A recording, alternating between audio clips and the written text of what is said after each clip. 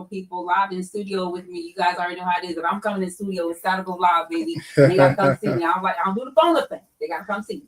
So live in studio today, guys, on our pre-Mother's Day show. Y'all already know how I do. It's pre-Mother's Day. I gotta bring some very, very important women live in studio with me so that we can give them their roses while they are here. So with that being said, we got them some roses. Okay, so let's welcome our beautiful ladies live here in studio. I've got the beautiful and lovely Sharon Vaughn. Hello. Yes, ma'am. Yes, ma'am. They are your roses, and y'all already know no stranger to the show. No. Judge Sawyer, you guys, live in studio with us. Hello. Live in studio. Happy to be here. Absolutely. And then, guys, I met this amazing young man last week.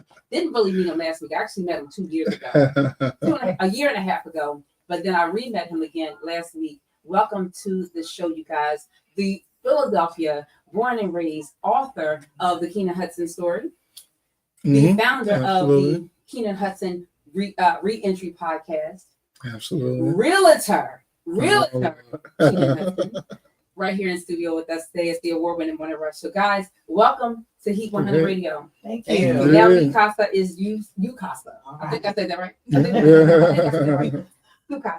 So, ladies, while I have you guys here and I'm able to be live up close and personal with you guys, thank y'all for sharing your time. Because, Judge, I know you're always busy. Well, we're both equally Miss busy. Vaughn, listen, Linda. Look, I am so honored when Stephanie said she could pull that one off of me. Girlfriend. My girl. Yes, the lovely, the beautiful Sharon Vaughn is here with us, you guys. So this is amazing, and I'm super duper. I'm honored. I'm proud to have you two ladies live here with me today. Yes. So I want the world to know. I want all of Philadelphia that don't know who you are and what you do. First and foremost, your mothers. And you ladies juggle being professionals as well as being mothers, and that's not an easy task when you carry the roles that you carry here in our beautiful city of Philadelphia. Yes. So I'm going to start with you, Miss Vaughn. Okay. Tell us a little bit about yourself because you go back. You are no stranger to the city. Don't be humble now. And please, Yes, she's always extra humble. I know she is. This is what I love so much about her. Well, I am also a wife, and as a matter of fact, my 30th anniversary is coming up. Congratulations. Thank you very much. We got to talk after the show how you do that one. It's one day at a time, But I am a retired councilwoman. I worked for the city of Philadelphia for over 35 years. I started with Augusta Clark, a former councilwoman. Then I went from her to work with Marion Tasko, a dynamic individual who basically formed our current mayor, Sherelle Parker. And from there, I worked with a distinguished gentleman, Derek Green, one of my best friends. He became a councilman after also working for Marion Tasco. And we became the dynamite duo. No one could contend with us. We were everywhere. And I just looked at myself and realized I got its color on. But then we had a situation happen 2 years ago where several council members decided to retire to run for mayor. Derek was one of those individuals who was a council person at the time, Mayor Parker as well, and several others. And when that happened, I started thinking to myself, what am I going to do after all these years of being in council? I was at an age where I was pretty much older than everyone there. Our council is fairly young. Our council president is just 51 years old. So I had spent so many of my formative and adult life there. I wanted to try to branch out and do something different. So I started looking at all the options, things. And the one that looked the most appealing to me was to go ahead and finally run for public office, which I never wanted to do in the past. I enjoyed pushing politicians around and forming politicians and judges and things like that with my influence as a ward leader, as also a member of the policy committee for the Democratic City Party, as well as being on the state level as Madam Chair under Senator Sharif Street and being a delegate there. So with all that being said, I spent a lot of time behind the scenes, and I said, "Oh my, am I ready to really open my life up to the public?" A lot. If you were in politics, you knew me, but if you weren't in politics, you really didn't know me. And I was fortunate enough because I made the promise that to the party that if they would support me, I would only fill the seat for the 14 months that were vacant.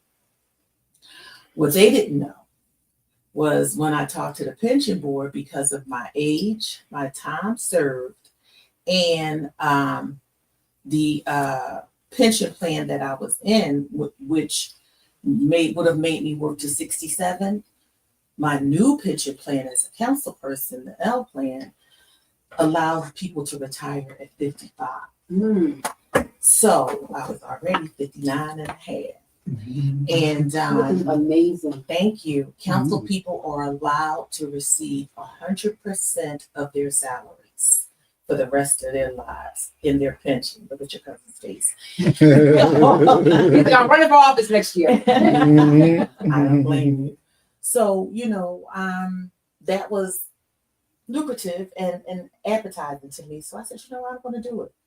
I never thought I would be able to retire from the city of Philadelphia before I turned 60, and I was able to do it. And now I collect my pension and work for the senator as well. So nothing like having a pension and a salary. It's put me in a different level of life. And it also freed me to work with politicians, as I mentioned to you. Sharon Page is my candidate. To work with them more in the public opposed to behind the scenes. I'm able to show people that I support him 100% to become a municipal judge. Did I explain enough to You did. But what I want to share with the people, you talked about you are able to receive your pension as well as the salary. But what I do know about you and what I have seen for my own self here in our city, that it's not about the money for you. When you feel strongly and passionate, it's another reason I have to have the two of you here together. Yes. Except, we go back, and when you're strong and passionate, it's the same thing. When you feel strongly enough about something, you're not scared to say that then. Exactly. A lot of people get intimidated by powerful individuals. And some of them. Let's say our powerful African American women city. I'm going to lay it out on the line. I'm the owner. Who's going to fire me? Nobody. And that's how I felt when I was in council. I wasn't afraid to address the issues that no one wanted to discuss. I wasn't afraid to call people out on their nonsense. If I felt you were doing a poor job, I asked you to resign. And I did do that a couple times to our former prison commissioner. I just felt too many prisoners were escaping. The prison system was crappy. There was just too much unlawful things going on with them sneaking, the guards sneaking paraphernalia and phones and all kinds of stuff into the prisons. And I just felt Blanche could have did a better job. I called her out on it. I wasn't afraid because I had nothing to lose. As you said, I was retiring. So anything that I thought wasn't right, when we invited politicians to our city to receive awards, and if I didn't feel as though they deserved it, I held press conferences and said, "Don't come here. We don't want your kind." And I called out the Union League for hosting it. Asked people to ban it, not go there. We didn't want a racist, prejudiced man coming to our city, the city of brotherly love and sisterly effectiveness, to be here and receive that type of award, the most prestigious award that they have to offer. I won't say his name, but he's in Florida. And I have no fear. I lost my mother 7 years ago, and that's the only person that I ever feared. So if anyone tries to check me at this point in my life, good luck. I do my own thing, and I try to do what's right. And I think that's what's kept me out of trouble all these years of being in politics. I'm in my 38th year now. And I really have no scandal. And one other thing is, I say what I mean, I mean what I say. I don't flip-flop. Once I commit myself to you or your campaign, or I say that I'm for you, that's what I'm doing. And if I see something that's not being done right, whether I'm in the state meetings or the city meetings, I speak up. Because what they're gonna do? Not let me come back? You know, I've done it for most of my adult life. So if I'm not making a difference, why am I there? If I'm not correcting the wrongs, why am I there? If I'm not trying to make this system that so many of us feel as though is corrupt and not worth their while, why am I there? I can't keep preaching, please vote, please support this person, please make sure you make a difference and make sure you count if I'm not doing it when I'm in these rooms that most people don't have privilege to. Mhm. Absolutely. Absolutely. You see why that's my girl, right? Absolutely. So Judge Sawyer, we are on an election year, and as we know that Ms. Vaughn is backing Sharon Page as her candidate. There is no competition because, girlfriend, you already the bond diggity. Okay, so you are actually in what's called the extension. Retention. So there is no one that is running against you, but I do know when you ran for judge years ago, which is when we met, through our handsome Isaiah Thomas, and I must let y'all know that for the record, let me go on record and say I am the reason why him and his beautiful wife Calissa are married, okay? Because Isaiah was running, and my beautiful Calissa was in college, and she was like 15 million miles away, and she said, "My car not gonna make it, Miss Monica." I said, "Girl, I don't care what you do, but you best to be here tonight, because win, lose, or draw, he's gonna need you." Okay, and Calissa said, "But it's not gonna make it." I said, "Girl, you better get in that car and say, I think I can. I think I can. I think I can. I think I can." I remember that. She drove all the way here from Kalamazoo, which is real. Kalamazoo is real.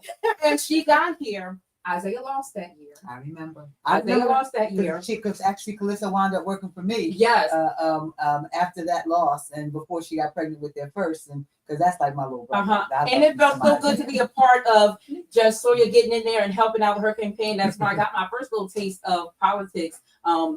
Because again, I was on radio. I'm simply Monica, and they were like, "You know what, you can do it." So helping Isaiah and helping you. Because at least we had a win out of that campaign. But yes, I am the reason why they married, because I said, Calissa, get here. Calissa got here. Yes, they are married. Was it 3 kids later? 3 kids. 3 kids later. 3 kids. So we have the beautiful Judge Sawyer is here. So Judge, for you, again, you've known Miss Vaughn for years. So for you to hold the title as judge and you're on the bench every single day, how does it make you feel knowing that this strong woman is also so supportive of you, and Ms. Vaughn, you are also so supportive of Judge Sawyer. So I mean, two powerful women right there. And Isaiah, I want to take privilege and the honor to say I did help them become the professionals that they are. Sure I taught them about politics and who to trust, and that it's about relationships, and that you have to understand how best to position oneself in the atmosphere that you're in. There was a time when I've known Sharon since before I had kids, and my son is 32 years old. In fact, I've known Sharon before I went to law school. Yeah. And I went to law school in 1988. And so at that time, when I went to law school, I was gung-ho and fighting for the individuals and being a lawyer and being a litigator. I had no intentions of being a judge. I had no intentions of hate, and still do. Still do. But because I say what I say kind of person. Yes. Right? I say what I mean what I say, and there's no difference in between the two of those, which is why it's the Gemini. Which is why we click immediately, right? Everybody else talks a lot of nonsense, but when something comes out of her mouth or my mouth, you can take that to the bank. Amen. And so that characteristic draws to each other, and that's how, like, you know, she's my sister, like in every sense of the word. And nothing in the world I wouldn't do for her, and vice versa. I know that for sure. And so when it got to a place after practicing law for coming up on 20 years, because it was 23 years before I actually became a judge, but as I was coming up on my 17th or 18th year, I started getting really frustrated with the quality of a lot of the judges that I was in front of, where I would be prepared to fight the good fight, as you will, for my client, but I had to explain the law to the judge before I could advocate my client's position. And I wound up just, can we speak frankly, bitching and moaning about the fact that there were a lot of judges that maybe didn't really understand the demographic with which they serve, didn't understand that their position of a judge was to serve, right? And through all those frustrations and complaining and, bitching and moaning about it, I had to either, put up or shut up. And those who know me know I'm incapable of shutting up. So it was time for me to put up. And that was when I said, okay, I think I might try to run for judge. Actually, the beginning of it was a friend of mine from law school, Leon King, who's hopefully not going to work. Yes. Leon's going to running now, and he's going to make it now. I've got to have him on. I spoke with him at the meet and greet, and I told him I would have him on. Yeah, no, he's definitely. So anyway, he's my daughter calls him Uncle Leon. So that's like he's when I became a judge, he's my family lawyer when I couldn't be it anymore. So that's how close we are. And at any rate, the first person that wanted to run it was Leon, who wanted to run in 2009, and he asked me to help him. And so of course I said yes. And then watching that process up close, I thought, I could do that. I thought, I wouldn't be fighting for one person at a time. I'd be fighting for hundreds and thousands of people to actually see a modicum of fairness. I said, And so that was when so at that point, my next step was to go talk to my big sister and say, okay, you know who's who and what's what in Philadelphia politics. Give me the quick and dirty. How am I going to make this happen? Right. And along with Isaiah, and that's when she sat us down and told us the facts of life of Philadelphia politics, and how that process operates. I won't say how it works. I'll say how it operates. And when we learned how it operates and found that it was more of a science than it was, what people felt at that moment, that was when we realized, oh, this is the formula on how you're able to navigate in politics. And we were able with Sharon's help to get it done. Absolutely. Keenan. Yes, So yes, for indeed. you guys, Keenan Hudson, the wonderful host of the Reentry podcast. So you were sitting here with a very, very powerful women. Yes, With Sharon Vaughn here again, years and years of Philadelphia politics, economics, and everything. You have Judge Sawyer, who you weren't able to be in her courtroom. You kind of wish you were at this point. Because listen, she is someone, like I said, I love you to life. There was no, it was not by chance that we reconnected again at Anthony Phillips' meet and greet. Correct. It was supposed to happen at this time and in this moment. I agree. Because of what I do now outside of radio. I love the fact that I can call you friend and I can call you sister. I love the fact that if you do need something, you already know I'm going to answer that call. If I see Judge, because it's Judge Sawyer in my phone now, it's not Stephanie Sawyer anymore. I put respect on it. It's Judge Sawyer in my phone. I know it's important. The same way you know that if I call, it's got to be it's important. And I love the advice that you give me. And I hope and pray that I'm as lucky as you were to have a mentor like Miss Sharon, that I could have that mentor in you. Because like I said, you do answer the phone when I need you.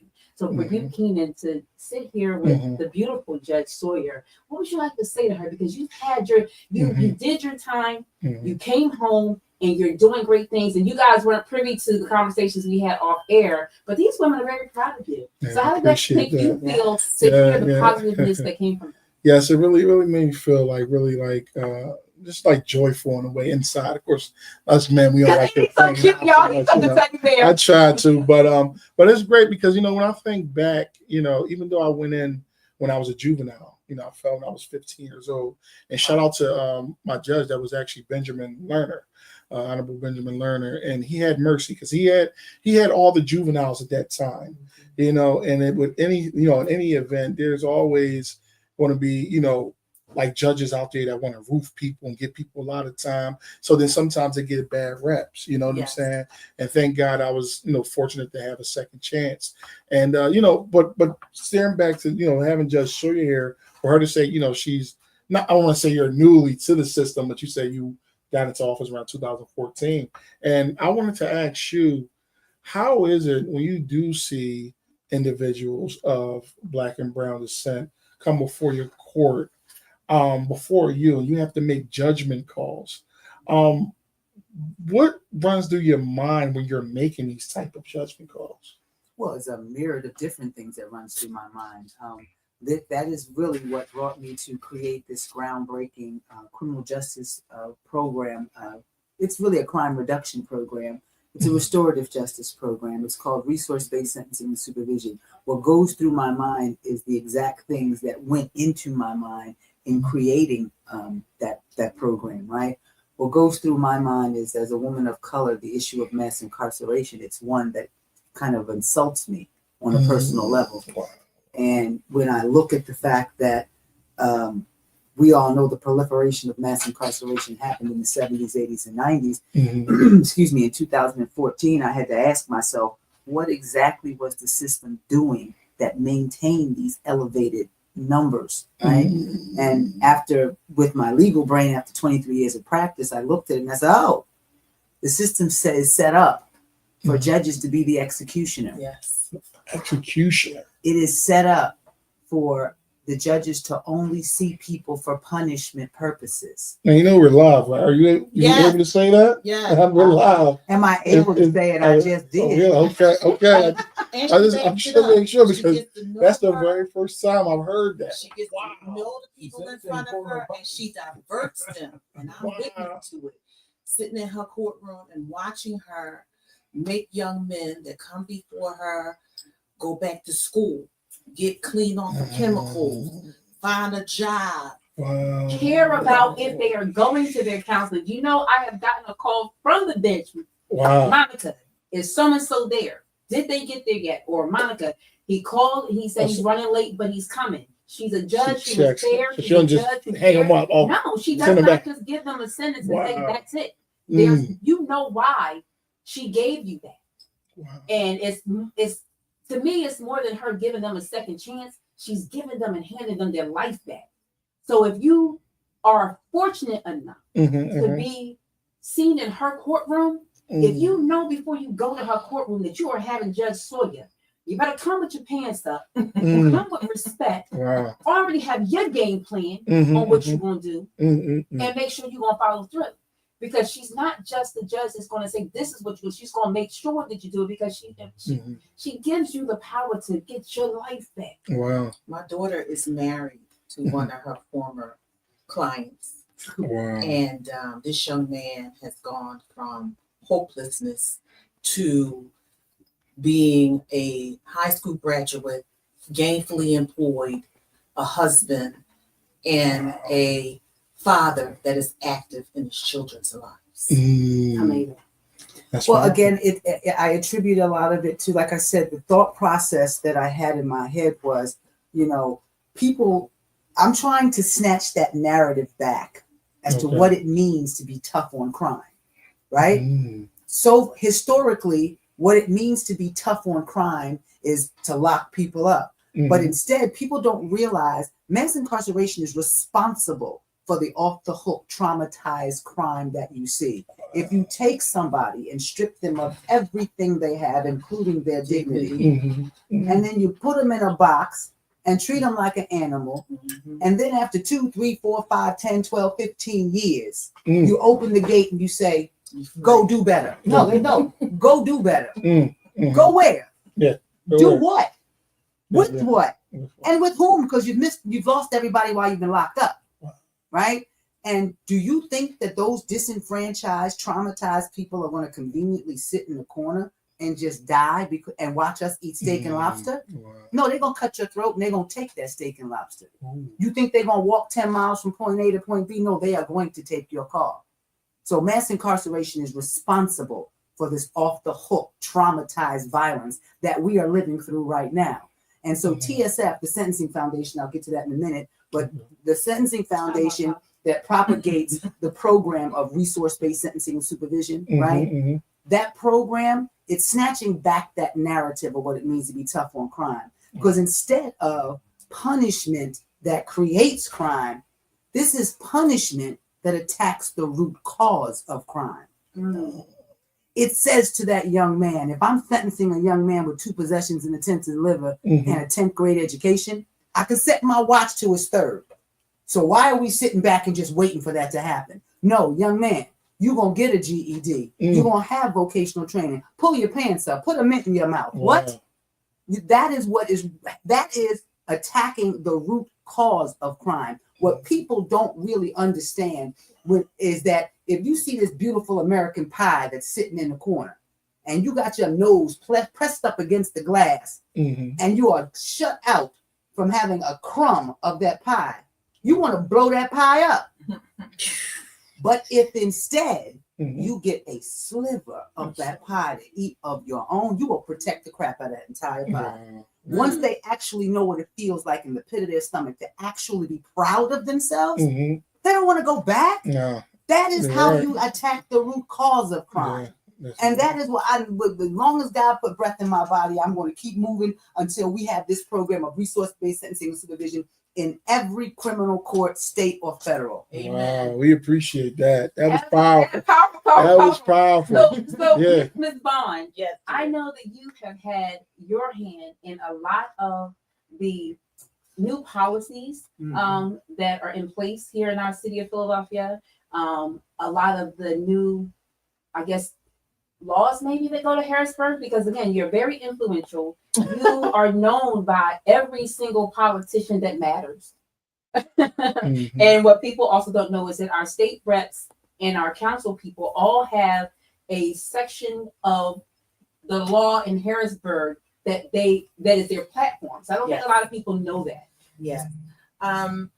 Chief of staff for Senator Street. Yeah, and again, 42nd ward leader. But you know, but it's the thing. People don't really get a chance to appreciate, as the 42nd ward leader, what she does is she builds communities, right? I have seen her make sure that book bags go out to kids, make sure that coats go out to kids. I have seen her people that she has helped with passing over to me to drive me around.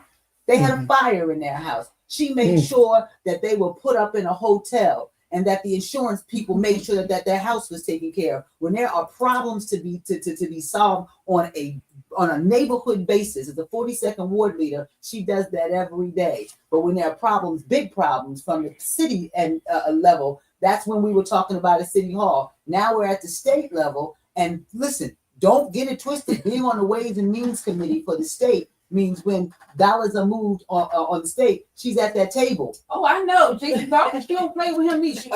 She said, hey, Jason, go find the money. I'll get that money. Well, you know, Congratulations. thank you. I believe that it's our job as the influencers It's of public servants. of politics.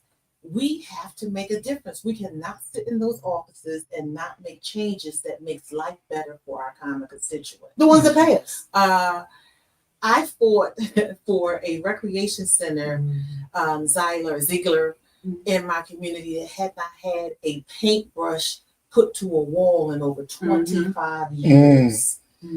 That recreation center is now the state of art. That's what we did. Oh, so that was your work. You didn't want to put the work. A lot of people was getting credit for that. No, that was Miss Vaughn. That was Miss Vaughn. Wow, politics. Oh, I'm sorry. But you Oh, have let's to be remember, okay.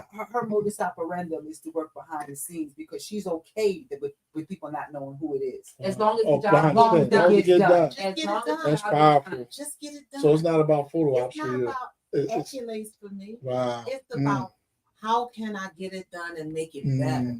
Wow. Okay. Powerful. Now I had the help of the former councilwoman Sharon Parker, who did the dedication or the ribbon cutting that day. Okay. But who really pushed it to the finish line for me was Anthony Phillips. Yes, Councilman Phillips. Oh, cool. Yeah. Before he met me, he had heard things about me. Some people give me the rumor of being tough, of being mean, and things like that.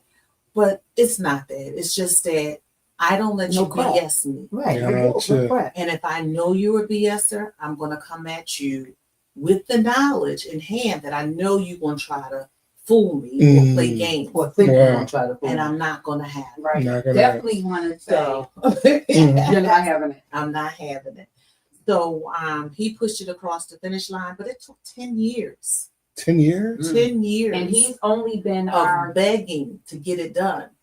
And in his first term, he was Yeah. able to Yeah. make so sure the that it was hourly done. rebuild. I was able to be on that Yes. Zoom with the hourly rebuild, and we were looking at the drawings of what hourly rec is going to look like. Mhm. And there were a couple of things that Councilman Phillips was like, wait a minute, why is that like this? And the contractors were on that Yes. meeting as well. And he pretty much said, no, it's not going to be like that. So Yeah. they And I just told him better I wouldn't know. support him if he didn't make that recreation center Mm.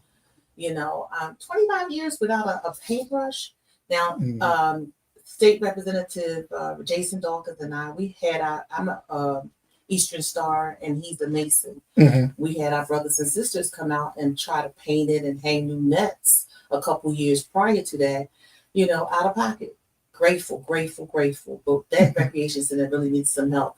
My newest project, Stay Posted, is Feltonville Recreation Center right there at in Wyoming. Okay. I have gotten the word from Councilwoman Kathy Lozada, who is fighting the battle over in Kensington, but she's also taking care of the rest of her district as well, Mhm. that recreation center will be rehabbed very shortly. Please make sure you keep me informed because I'm actually in the 7th Councilmatic District, and I was just gracious enough to be appointed with the Mayor's Women's Office of Engagement Committee. I am now Congratulations. I am now on that Congrats. committee for the 7th Councilmatic District. Great. So I have been for the past 2 weeks recruiting, and you know how I do it, recruiting. Oh, good. Recruiting so many women of all backgrounds to help out in what the mayor's initiative is for the Women Engagement Committee, which is uplifting each other and also making a change in our districts, having a voice in our districts. And again, the mayor can't know, and I tell people this all the time when I hear them speaking negatively. You're talking about something that you don't go to these town hall meetings to be heard. So the problem's going to always be there. Yes. So don't tell me that something cannot get done. It's only not getting done because you're not bringing it to the attention of who can make a change. Absolutely. So if you come to these meetings, and I tell people about again, you guys that don't know outside of this world, Monica Mason, the NAP coordinator over at Okay. GPAS. At GPAS. Yeah, so I'm a board member there. yes, ma'am. And so truth, we're gonna speak our truths. Yes. About a year and a half ago, when I first heard the Sharon Vaughn name, everybody's you gotta meet her. So they wanted to introduce you to me to you as simply Monica. And I'm like, okay, but I do entertainment, I do radio. That's not, the lane that, I wanted you to actually meet me in, even though I've been doing community service for years from the Okay. muscle. Like I built Keep 100Radio from the muscle. No one gave Okay. me anything. Everything you see in here, I paid for. No one gave Okay. me anything. It's a nice facility. Yeah, It because is. when I wanted Very to nice. when I wanted to break into radio, nobody wanted to open the door. So I said, okay, I'm going to create my own lane, and no That's one can fire me from my own lane. Mm. This is mine. So it'll always be simply Monica. Will always be me. But again, I wanted to be able to meet you in this light. So again, everything is done in God's time because Absolutely. I've heard the name 1,010,000 times. That's why when I first was able to hug you, Yes. you probably like, can this woman please let me go? When I said that, when she asked me to be on the radio show, I said because we talked about it, and Lord knows Sharon knows everybody and knows what's happening behind the scenes. So I said, hey, sis, you want to come with me on the show because I don't really, some of the things I focus on what I focus on. In the court, that's my lane. You can't tell me a thing about a statute. You can't tell me a thing about criminal justice. Right. You can't tell me a thing about what I know. But what I don't know, I don't know. Okay. And this right here, she knows I picked the phone up. Hey, Sharon. So when I called Monica and I said, what do you think about Sharon? Well, she goes, you get Sharon want to come? I said, I certainly can. That's my sister for 40 years damn near. I Yes. certainly can. Because So. I wanted to be able to, like, I could give you your flowers now Thank you so and much. let you know how much I appreciate you Thank you. and everything that you do because I've heard so much about you. And I wanted to be able to have my one-on-one intimate moment with you because, again, Appreciate it. I could call because say, hey, can you make it happen? I didn't want Right. that. I wanted to Right. have my one-on-one.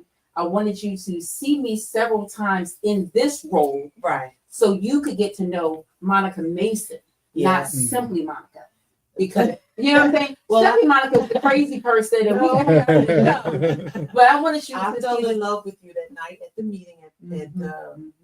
the Asian Center. Mhm. Mhm. Sister girl stood up with her notepad and read the candidate for DA, not Larry Krasner. Larry Krasner will make a great DA again, but the other guy read him the riot act to the point that he got highly upset because, as we all know, the truth hurts. Mhm. And I said, who is that lady? I want to meet her.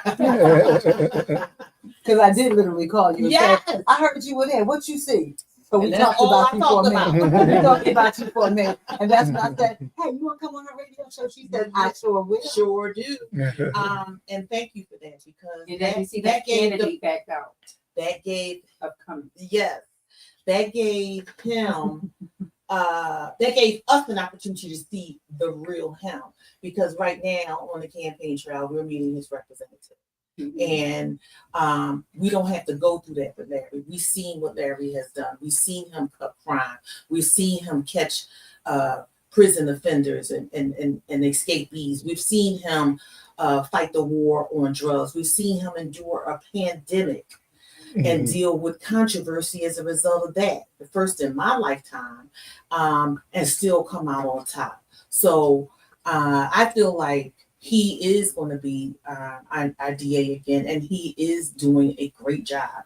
He is not afraid to attack or to bring to the forefront the police officers that are corrupt and doing bad things to our people and things like that. And that's what I want. I am sick of the quote unquote eras where we had the tough cookies that lock people up and throw away the kids. I don't want them in. I don't want them to be in charge of my city again. But lest we forget, right? The DA, whomever sits in that seat. Oh, and by the way, I'm a sitting judge. I don't endorse anybody. Not allowed to. I don't have an opinion about it. Right. Okay. But I say this. There are a lot of people that get confused about who locks up who. The DA decides who to charge and what to charge. They don't have the ability to lock anybody up. Thank you. Wow. It's the police officers and No, the judge. No, I was going to say police officers neither. No, they lock them up. The police officers lock them up temporarily. They can't keep them in jail. Right. All they can do is they can get you through the process and they can get you to the process. Right. The key to this country not completely losing its soul are the judges. Right? Because the judges interpret what is constitutional and what is not constitutional. There are three branches of government, right? And the judiciary interprets everything that the executive and legislative branch does. And so at this particular juncture that we're in right now, lest we forget, there's a couple of things I want to say. One is lest we forget that there are three retention judges on the Supreme Court in the state of Pennsylvania. And if they don't get retained, then the highest court in this state could get flipped. And let's remember, I'm a court of common pleas judge. My hands are tied if BS policy comes from the Supreme Court of Pennsylvania. My hands become tied. So it's a very, very important retention election. And real quick, I want to just say this while I have the opportunity. If anybody is interested in seeing how resource-based sentencing supervision is actually operated, I'm in courtroom 804 every day. 804, y'all hear that? Monday through Friday, but Mondays and Fridays, I concentrate running the program on those days. If you want to see the program in action, please come to 804. You know, after 4 years it took me to create the program, didn't even have a name for it to the end of 2017, early 2018. Then I ran it exclusively from 2018 to 2020. And then I cannot tell you the parents in the back of the courtroom with tears in their eyes thanking me for the changes in their loved ones. Right. And that's where I sit. Don't let her put you in the bench or up front. Stay in the audience so you can hear the she did come and watch me one time. So you can hear the parents and the loved ones saying, thank God, thank you, I love her. Wow. Because she has changed either their spouses or their loved ones or their children's lives. Wow. And, I can't tell you how many times I've heard people say to me, Judge, it's the longest I've been out of jail. Wow. Judge, it's the longest I held a job. Yeah. Like these That's are things, powerful. like, to me, giving somebody another jail sentence when they've already spent the last 10 or 15 years in and out of jail, like, you know, doing the same thing. What do you think? Magic fairy dust is going to be sprinkled over there? You're going to do the same thing and somehow get a different result? It's crazy. Yeah. I'm sorry. Oh, yeah. And that's okay. Yeah, because somebody had asked a question here on the live. If you don't mind me asking, Monica. For them. Okay, so this brother, Universal Kells, he says, Judge Sawyer speaks with transparency and boldness that is authentic. So I have to unfold two questions. From your firsthand experience throughout your years of being a judge, can there ever be fair and ethical criminal justice system under a European culture, or is there a wickedness that exists in high spiritual places that must be continuously fought? So let me say this. I love the Constitution, right? Okay. Most people don't realize that the Constitution has lasted this long because it's a beautiful document. It's about the interpretations. When they wrote the document, they just wasn't talking about us. They didn't include us in that, right? And as we didn't have any rights, and not a single one, we were chattel. We were just like cows, chickens, and horses, right? Gotcha. But my point to get to the answer, this gets me back to what I was trying to say a minute ago, right? Resource-based sentencing and supervision is to change the paradigm on how judges sentence and supervise, right? And so after running that program exclusively, and give me a quick second because I will get back to the call of the question. After running the program exclusively for 2 years in 2020, I got deflated, right? I got deflated watching how well it worked in my courtroom because I had to realize my place in the sun. I'm one of 20 or 30 judges in the criminal courtroom in Philadelphia, right? And Philadelphia is the first judicial district of Pennsylvania, which is one of 197 judicial districts in one state that doesn't include the federal system. So I could run that program till I'm blue in the face, and I would never be able to have any effect on moving the needle on mass incarceration, nor would I be able to shrink that trust gap between ordinary citizens and the criminal justice system, right? Because if you only see judges for punishment purposes, you won't never want to see a judge, right? And if a judge only sentences folks and pushes them off to probation or incarceration and waits for a probation or parole officer to say that there's a problem and bring them back, and at that time the judge doesn't know them, they don't build a relationship, they don't have the status listings, cookie cutter justice is no justice at all.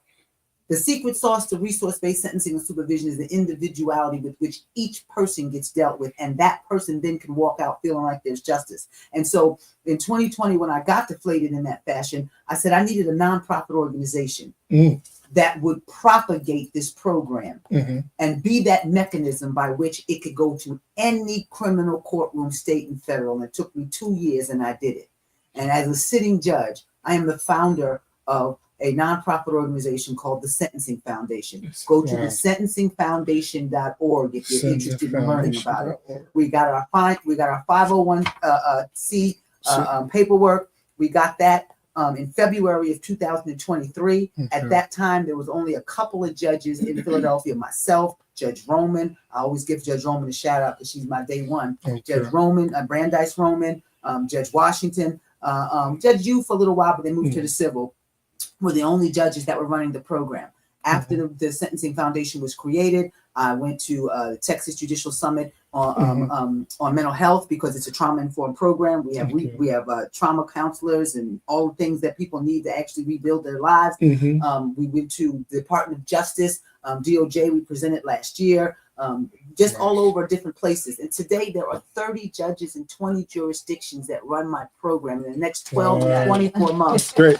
What's the name of it again? It's called the sentencingfoundation.org, right? And as we fit out our infrastructure before my time is done, it's going to be bigger than the Red Cross. Because what will happen is we are going throughout this country and we are finding pockets of restorative justice and we're connecting the dots. And when this program propagates in the way that I know it has to, because it is just right. With every fiber of my being, I know that this is just right. Yes, right. And so when we are able to have 100 to 200 judges in as many jurisdictions running this program, the people, the ripple effect of what it does for the people that we serve, not lord over the public like the culture of judges tends to be, lording over the public and everyone wants to please me. No, remember that you are a public servant and serve the public. And so once the ripple effect of what these many judges working in harmony, doing the same thing with the same program, we'll have that viral moment. We'll have the public will then realize that they are in charge, because judges have to be elected or they have to be appointed by people who are elected. So if you understand the power of what that means, the actual power is in the public's hand to make this thing happen. And yes, we can then interpret what those words mean, that is inclusive interpretation as opposed to exclusive interpretation, right? And once we're able to do that, I do believe the criminal justice system can be a place that you walk out of that room and actual justice can be found. No mercy. I'm damn not heard that. Oh man, I'm not heard of that. I'm telling you. Today has This been is a powerful. wonderful day, guys, and I love celebrating and giving you women your flowers while you're here. Thank you. I love and it. I love roses. So thank you, Monica. Absolutely. I love roses. Listen, I love roses too. I love flowers. It's like people say, well, flowers, once you cut them, they did. No, you don't understand. It's the beauty of them when you're holding them. And smelling them. And smelling them. I love flowers, and I'm a firm believer in giving my flowers every day. I tell people, I could be mad at you. You could give me some flowers, and I forgot what you did. I completely forgot what you did. Flowers and cookies. Give me flowers and cookies, and I have completely forgotten what you did. So, Judge Sawyer, I know you have an event tomorrow night, so let's talk about that real quick. Oh, yeah. Tell them where they can find you tomorrow. Well, we're going to be at Van Gogh. And so is my lovely friend here. She, I call her my sister, but I'm just saying there should be a Councilman Brooks is going to be there. It's hosted by Councilman Thomas. It's going to be at Van Gogh. I'm missing somebody else that State Representative. He's going to be so mad at me. Andre, that's my guy. Andre Carroll. Very shout out to, we know him here.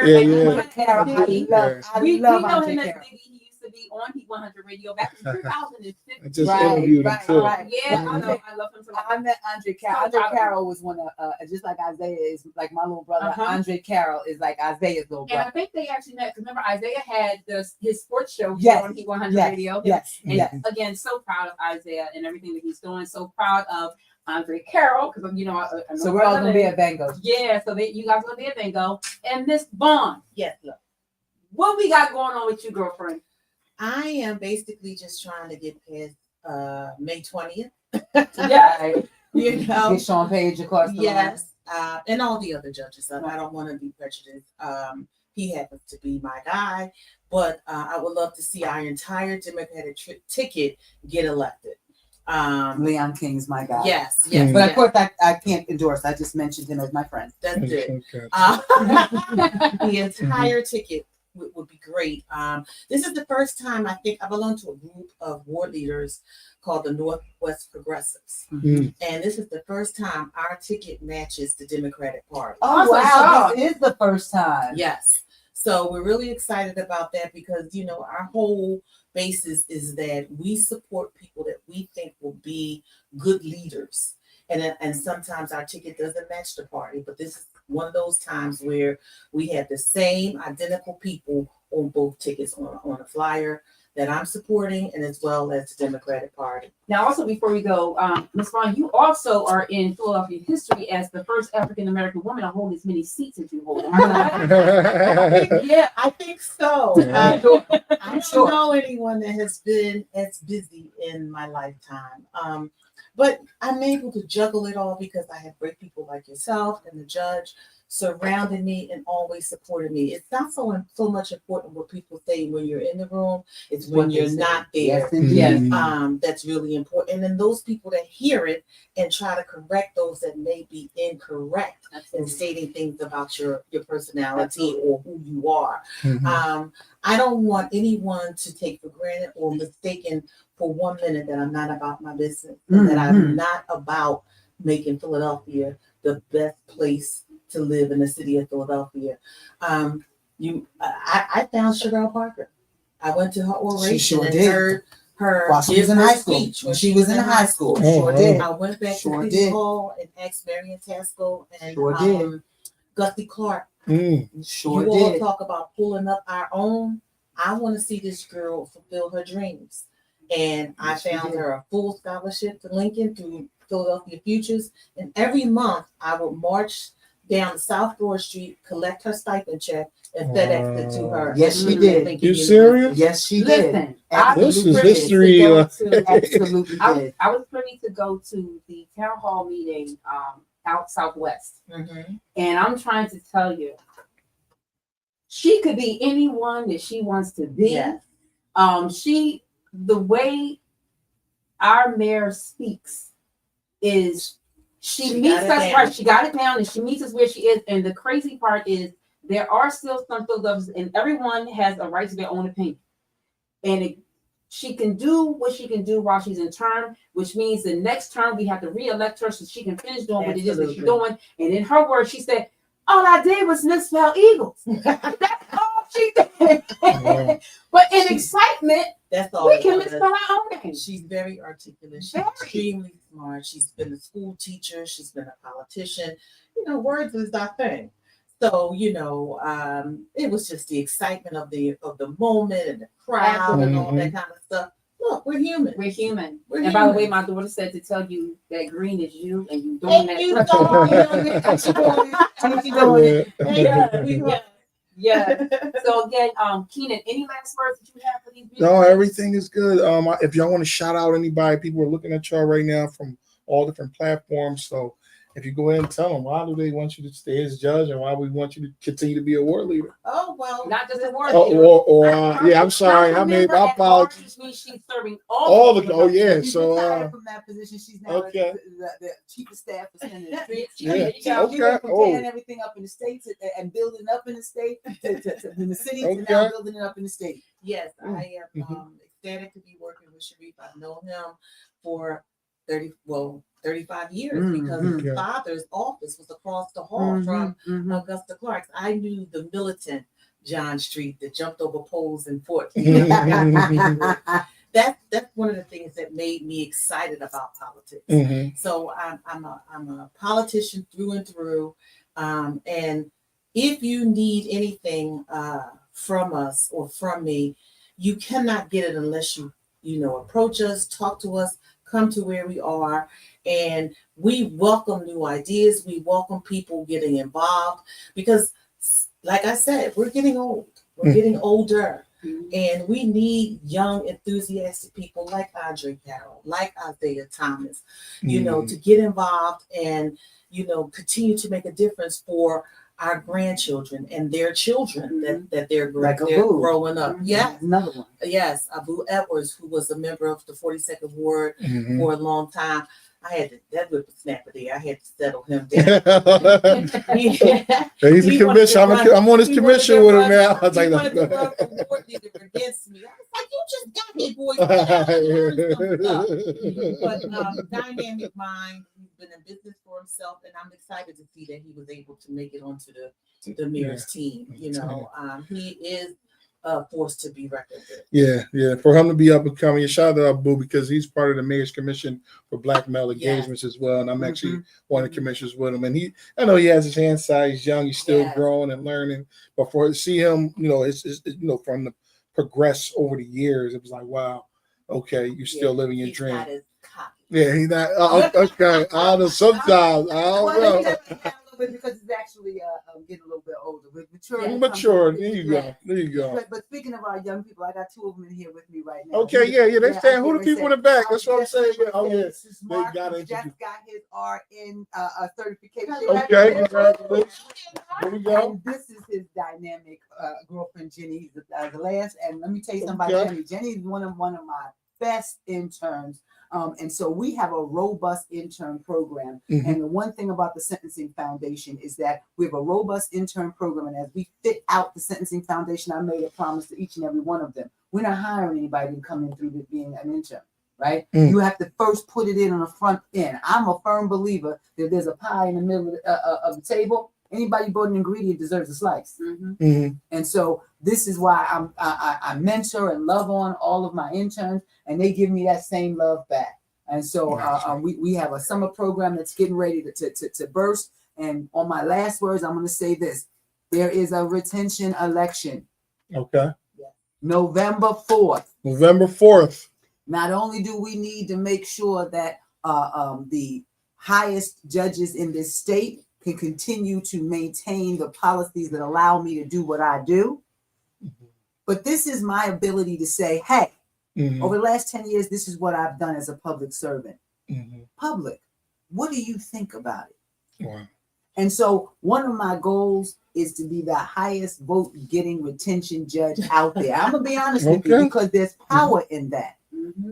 If we are able to garner incredible numbers of votes that come in November 4th, that means I can say with certainty that there is a resounding public response to resource-based sentencing and supervision. That gives me the ability to say, well, this clearly is what the public wants. And when I go to politicians, well, I don't, because as a sitting judge, I can't ask for anything. But when my team goes, when my executive director, Harvard and Yale graduate, Al Harrison, when my fund manager and proposal writer and our CFO, when they go to politicians and say, this is a crime reduction program that will actually change the landscape of making communities safer. Why wouldn't you invest in this kind of a program? Why wouldn't you invest in this kind of foundation? Being able to back it up with all the votes that I'm hoping to get in November, and that's why anybody listening, I'm asking. You will get. You know, I love to speak I put it this way. Sure. There has to be a level of understanding that through the graces of God is where it happens. It's not me that makes it happen. Many times when I'm speaking and afterwards they'll say, what did you just say? And I'll be like, listen, I'm a conduit, right? I'm a vessel in which I believe that God speaks through. And so when that happens, to be able to have that level of public support, it's going to make folks that have the public trust at stake respond, right? They might want to say no, but they'll say, Jesus, do you see how many votes she got? I guess I better help them.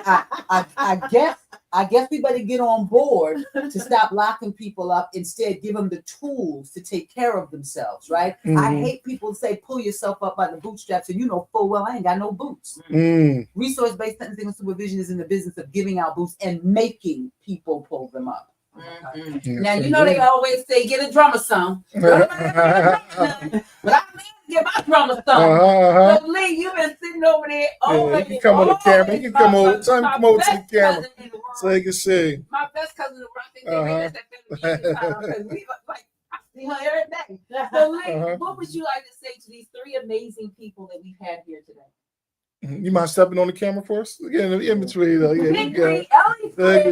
Okay. There you go. I just want to say this was very interesting, and a lot of the names that were mentioned. I grew up in Yorktown, so I know. I know them. I used to work with her husband, Leroy. Yes, Leroy.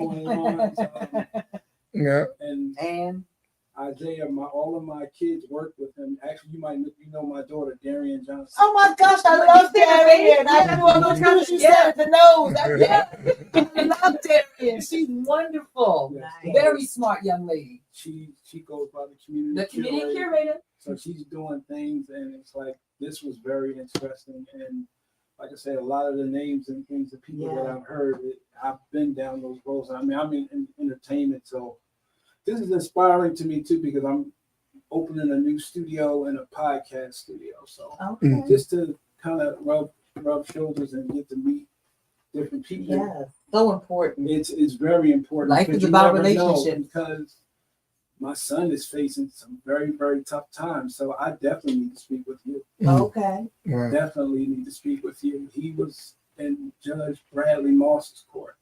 Listen, let me say this to you. Hello, we live now. No, We no, live. no. Okay, we Let still me say live. this to you. Okay. I only can focus on my courtroom. Absolutely. I don't have the ability.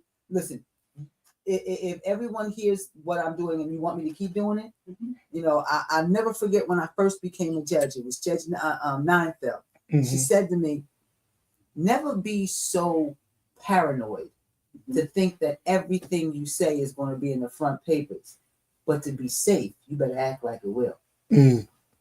And so that's why I can't speak on anybody's courtroom. Absolutely. I don't want to be honest with you. I don't even want you to tell me his name, right? Because I can honestly say that I don't know. Now, if you speak to me in the hypothetical that there's somebody that this is happening, I might be able to give you my opinion, but I can't. But I can't give you any advice. As a sitting judge, Absolutely. it is against the rules of judicial ethics for me to be perceived as, not to actually give legal advice, but to be perceived as giving legal advice. So that's why disclaimer, I throw this out there and I go, before you stop talking. I had somebody come to me and say, my brother's going to be in. I stopped talking. And as I walked away, I called my president judge. His name is such and such. He came to me to talk about, right? You keep yourself safe by making sure if the line is here, Stephanie Sawyer is going to be right here. Absolutely. I don't cross the line or get close to it because I know there are a lot of people out there that may not appreciate the frankness with which I speak, and I can continue not to give a crap because I know I'm on this side of the line. I can do nothing but respect that. That's the way I carry myself and have been carrying myself. Now I can't look at you and not see Darian. Until you said I didn't see it, but what you I see. Like the eyes, everything. You couldn't deny her if you wanted to.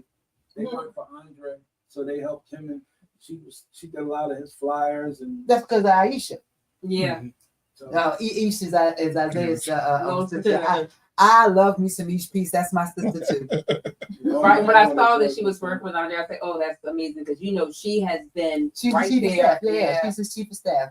But I call her Ish Peace. That's my girl. Yeah. I love me some Ish. So, guys, with that being said, we have gone over our time, but again, it's all good. I love you, ladies to life. Thank you for taking time out of your busy days to come and spend with me. Yeah, it was. Thank you, Keenan. Oh yeah, for thank taking you. time out of your busy day to come and spend. And I want to hear a little bit more about your program and see if we can put it into the Reentry Resource Network that we utilize in Philadelphia to help people change their lives, because there are a lot of people that I know talk to me about wanting to be in real estate and don't know the first thing about it. So what I do, like I knew somebody that wanted to be a photographer, and we knew a photographer that was a formerly incarcerated person, and so now we connect them and they're able to move forward. So I'd love to send a few of these youngsters to you, and so you can give them the real nuts and bolts of get off the pipe dream. Here's what it looks like in reality. Gotcha. So today you have met your new auntie, Absolutely. Sawyer, your new auntie, Absolutely, Sharon, absolutely. I really because appreciate again, that. you are so positive, and I want you to I'm gonna give you my chambers number, and you have my secretary set something up so we can figure out how we can make that happen. Absolutely, absolutely. Thank y'all so much. Like you said, Reentry Podcast, you know, we doing it here. So it's really good here with the radio, 100 Radio. And I'll let you take it over, Monica. I'm sorry. Absolutely. No, baby, you're good because you let me take over. Thank you so much. Good. You guys, again, y'all see me. I'm here ever so often because, again, I am the new net coordinator over at GPass. It'll be 90 days, so that means I'm going to be official on May the 17th. It's amazing. As a coordinator, a community connector, whatever you want to call it. Now I do have more resources to be a servant leader as what I've already been doing, but now I have my hands on some things that can really, really help you guys. So again, continue to reach out to me, Monica Mason, Simply Monica, whichever way you got to do it. Y'all already know my number is the same on both ends of the stick. Thank you guys for again tuning in to this amazing pre-Mother's Day show. I will see everybody down in AC this weekend. Y'all already know what it is. It's the Mother's Day Festival. Charlie Wilson, Jagged Edge, Jonathan B, and Keith Sweat. Y'all, it's going down this weekend, Atlantic City. If y'all don't already have your tickets, I still have one pair that I'm going to be giving away, but y'all got to make sure that you stay tuned in to heat100radio.com so y'all can win y'all tickets. Then also we got Climax coming up at City Winery. I'm giving those tickets away. We got Karen White coming up at City of Wine. I'm giving those tickets away. Got Coco Mellon at the Keswick for the kids, giving those tickets away. Keep it off right here. Heat100radio.com. Before I go out, I want everybody to introduce yourself, give your Instagram or whatever your social media handle is before we leave. Start with you, Keenan. Oh, you already know Keenan Hudson, KeenanHudson across all social media platforms. Holla at me. sentencingfoundation.org. Take a look and see what we're trying to do and changing the paradigm on how judges sentence and supervise. I am Sharon Vaughn on Facebook and Venom Vamp on Instagram. I'm your ass right. They don't want to know about it. Bigly _215 and Lee Johnson the third. I put my government on Facebook. And y'all already know it's your girl, Simply Monica. He100radio.com, and we out, y'all. All right. Nice. Absolutely. Nice. Have you